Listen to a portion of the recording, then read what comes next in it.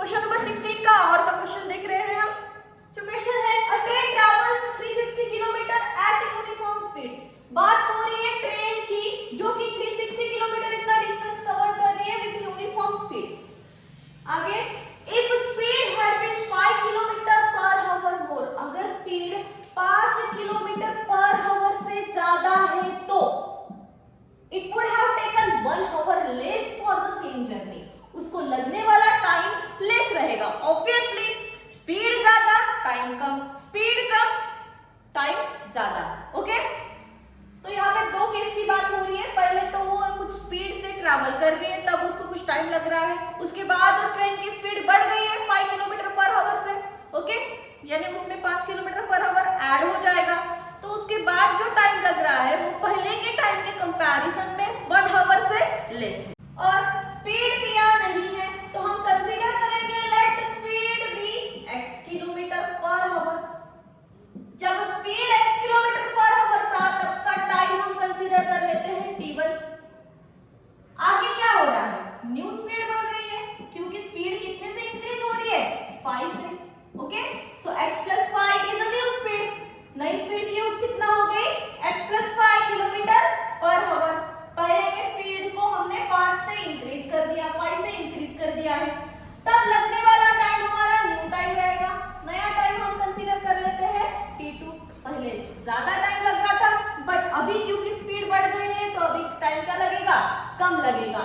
और कितना टाइम कम लग रहा है 1 आवर लेस, यानी टाइम का जो सब्ट्रैक्शन है वो है 1 आवर, यानी इनका डिफरेंस 1 आवर है। कब टाइम ज्यादा लग रहा था, केस 1 में टाइम ज्यादा लग रहा था, इस केस में टाइम कम लग रहा था। Means t1 - t2 will be equals to क्या हो जाएगा, t1 - t2 equal to 1 our. यहाँ पे एक लाइन लिखना पड़ेगा by the given condition. Given condition के हिसाब से टाइम का डिफरेंस कितना है 1 आवर है, सो t1 - t2 इज 1 आवर। अब देखो बच्चों, अपने पास स्पीड का फॉर्मूला है, speed is distance upon time. अब टाइम को भेज देते हैं इधर और स्पीड को इधर, तो टाइम न्यूमरेटर में यानी इधर चला जाएगा और स्पीड आएगा डिनोमिनेटर में। So time will be equals to distance upon speed. पहले के केस में जब स्पीड x था तब टाइम t1 था, तो यहाँ पे दोनों केस के लिए हम t1 और t2 का वैल्यू फाइंड आउट कर लेंगे।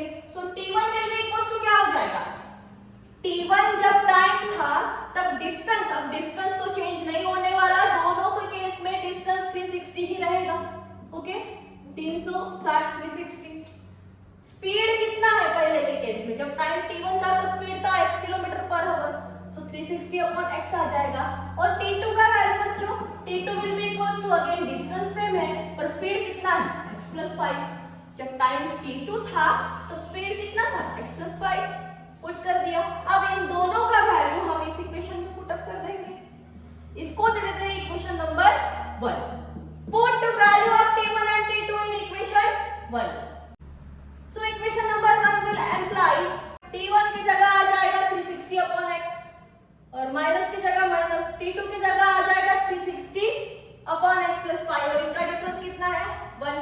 अब दोनों के न्यूमरेटर में 360 है तो 360 को ले लिए कॉमन, तो बचेगा क्या 1 upon x माइनस यहाँ बचा 1 upon x + 5 इक्वल टू 1। अब इनका करेंगे बच्चों क्रॉस मल्टीप्लिकेशन, सो 360 और ये x + 5 into 1 x + 5 माइनस है तो minus 1 into x x upon x into x + 5 x into x + 5 bracket close equal to 1 minus x + x answer. So 360 multiplied by क्या बचा बच्चों यहाँ 5 और डिनोमिनेटर में x into x x² plus x into 5 5x। Okay, equal to 1। अब इसको set कर देंगे इधर, ये डिनोमिनेटर में ही इधर जाएगा तो न्यूमरेटर में, यानी 1 से मल्टीप्लाई हो जाएगा। यहाँ बचा 360 multiplied by 5 equals to 1 multiplied by ये पूरा टर्म जैसे का वैसा रहेगा x² + 5x। अब इनका कर देंगे मल्टीप्लिकेशन, मल्टीप्लिकेशन आएगा 1800 इक्वल टू x² + 5x। इसको भेज देंगे इधर, ये प्लस है इसके आगे कुछ नहीं है यानी प्लस, तो इधर आएगा तो बच्चों माइनस। सो हमारा इक्वेशन बन गया quadratic equation x² + 5x - 1800 equal to 0। अब हमको फाइंड आउट करना है इसके रूट्स और मिडिल टर्म को स्प्लिट करना है। सो ये फैक्टर्स फाइंड आउट करना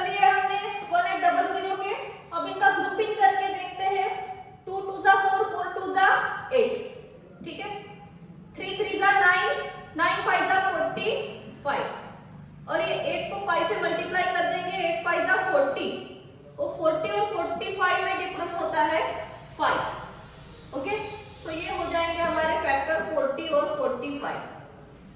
ठीक, अब हमको यहाँ पे प्लस 5x चाहिए, तो बड़े नंबर को प्लस और इसको दे देंगे माइनस। इनका प्रोडक्ट करेंगे तो 1800 मिलेगा, और इनको अगर सब्ट्रैक्ट करेंगे तो हमको कितना मिलेगा बच्चों? 5 मिलेगा, प्लस 5।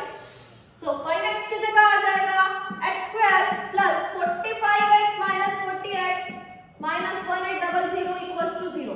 अब निकालेंगे कॉमन फैक्टर, इसमें x को निकाल दिया कॉमन, यहाँ पे एक x बचेगा, यहाँ बच गया 45, और यहाँ पे माइनस 40 हम कॉमन निकालेंगे तो यहाँ बचेगा प्लस x, और ये माइनस साइन कॉमन निकाल लिया तो ये प्लस हो गया, और 40 कॉमन निकाल रहे हैं तो बचेगा क्या? 45, क्योंकि 40 into 45 क्या होता है? 1800।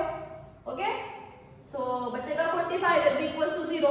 दो ब्रैकेट सेम है तो वन टाइम लिख लो, x plus 45, रिमेनिंग कितना बचा है? x minus 40 equals to 0। सो एक बार ये ब्रैकेट इक्वल्स टू 0, एक बार ये bracket equals to 0। So x plus 45 equal to 0 और x minus 40 equal to 0। Therefore x equals to हो जाएगा -45 और x इक्वल्स टू हो जाएगा +40। अब x क्या कंसीडर किया था बच्चों हमने? x कंसीडर किया था स्पीड, और स्पीड नेगेटिव होती है क्या? नहीं होती है, स्पीड नेगेटिव नहीं होती है, तो ये कट हो जाएगा। ठीक है, कंसीडर कौन सा होगा solution? x equals to 40 kilometre per hour. So speed of train is 40 kilometre per hour. So ये हो गया आपके क्वेश्चन का सॉल्यूशन। Thank you.